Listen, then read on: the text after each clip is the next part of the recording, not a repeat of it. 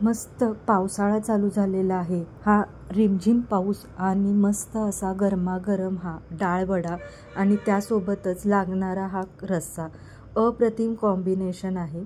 हा डाळवडा अगदी करायला सोपा आहे आणि अगदी परिपूर्ण पौष्टिक असा हा डाळवडा आहे।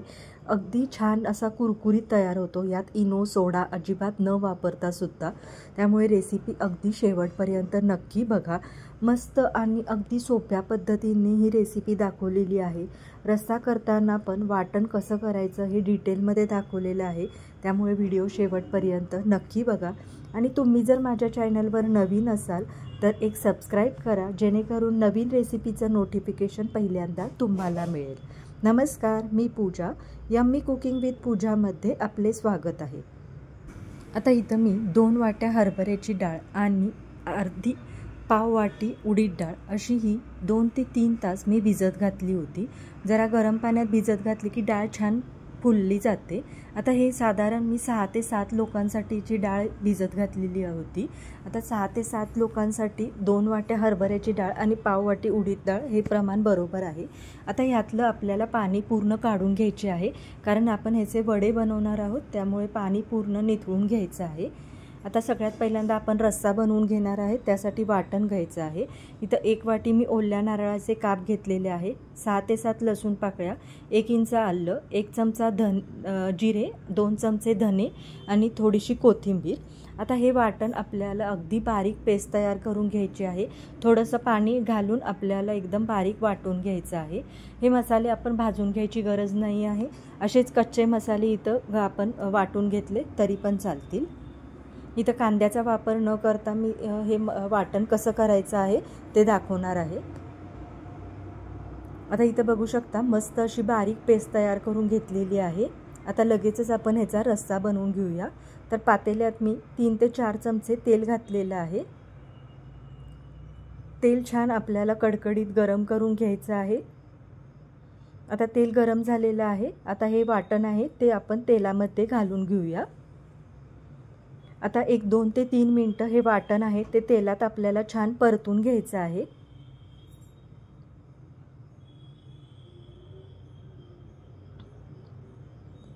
आता हे वाटण आपण कच्चं वापरल्यामुळे हे आपल्याला छान तेल सुटूस्तोपर्यंत भाजून घ्यायचं आहे। आता हे भाजतानाच आपण ह्याच्यात मसाले ॲड करून घेणार आहोत। आता इथं मी 2 चमचे कांदा लसूण मसाला, अर्धा चमचा हळद, 2 चमचे धने पावडर आणि 1 चमचा काश्मीरी लाल तिखट घातलेला आहे। आता मसाले घातल्यानंतर आपण 1-2 ते 3 मिनिटं छान ह्याला परतून घ्यायचं आहे, म्हणजे मसाले पण पूर्ण या वाटणासोबत छान एकजीव होतात। आता हे कच्चं वाटण आहे, त्यामुळे ह्याला आपण झाकून छान शिजवून द्यायचं आहे। अगदी तेल सुटूस्तोपर्यंत हे आपल्याला भाजून घ्यायचं आहे। आता 1-2 ते 3 मिनिटं मी झाकण लावलेलं होतं। आता इथं बघू शकता मस्त असं कडेनं तेल सुटलेलं आहे। आता ह्याच्यात मी नंतर कढीपत्ता घातलाय, म्हणजे तो छान हिरवागार आणि स्वाद पण छान उतरला जातो। आता खालती तळाला ते चिटकू नये मसाला म्हणून अगदी मिक्सरच्या भांड्यामध्ये थोडंसं पाणी ॲड करून ह्याच्यात वापरलेलं आहे। थोडंसं पाणी ॲड करायचं म्हणजे त्याला छान अशी थिकनेस येतो आणि ते तळाला पण लागत नाही। आता परत एकदा झाकण लावून ह्याला 1-5 मिनिटं शिजवून द्यायचं आहे। आता इथं बघू शकता मस्त असं वरती तेल सुटलेलं आहे आणि मसाला पण आपला छान भाजला गेलेला आहे। आता ह्याच्यात आपण पाणी ॲड करणार आहोत।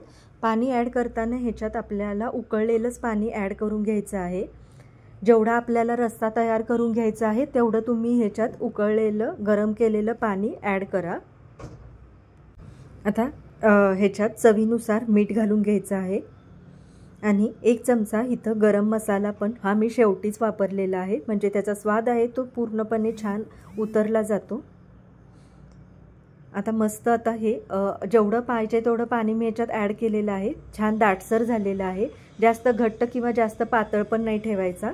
आता झाकण लावून एक उकळी आणून द्यायची आहे त्याला। 5 ते 7 मिनिटं झालेली आहे। बघू शकता छान उकळी आलेली आहे आणि मस्त असा तवंग आलेला आहे।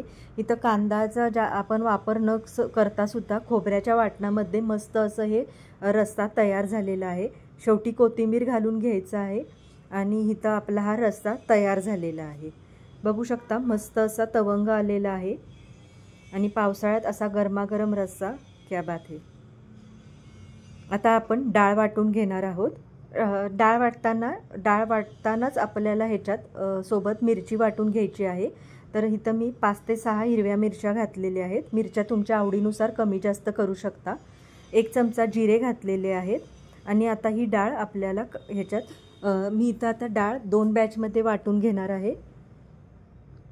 आता ही डाळ वाटताना पाण्याचा अजिबात वापर करायचा नाही आणि हलकीशी ही जाडसर वाटून घ्यायची आहे। अगदी पेस्ट करायची नाही, जाडसर वाटून घ्यायची आहे।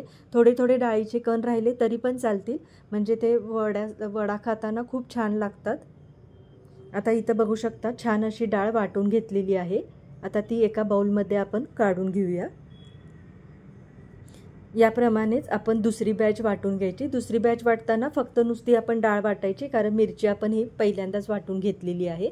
ही सुद्धा आपण जास्त बारीक न वाटता ओबडधोबड अशी वाटून घेतलेली आहे।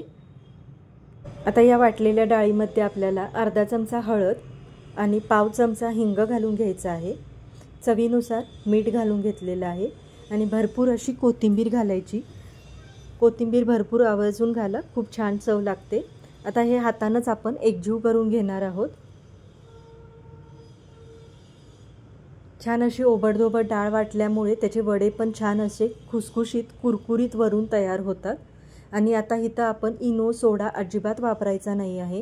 हे डाळ वाटून झाल्यानंतर लगेचच आपण ह्याचे वडे तयार करून घेणार आहोत।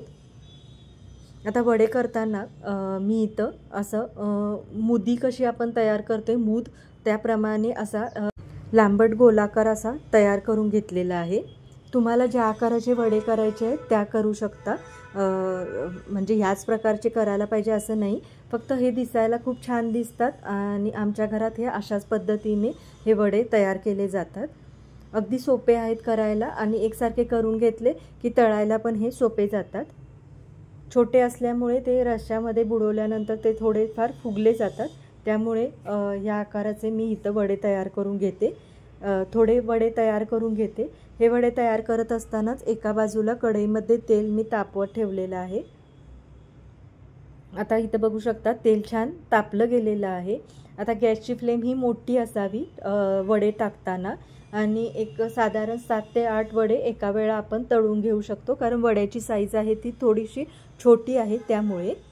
आता गॅसची फ्लेम आपण परत मीडियम करणार आहोत, कारण आतली जे सारण आहे ते पण छान तळलं गेलं पाहिजे आणि हलकासा ब्राऊन कलर यूज तोपर्यंत आपण हे वडे तळून घेणार आहोत।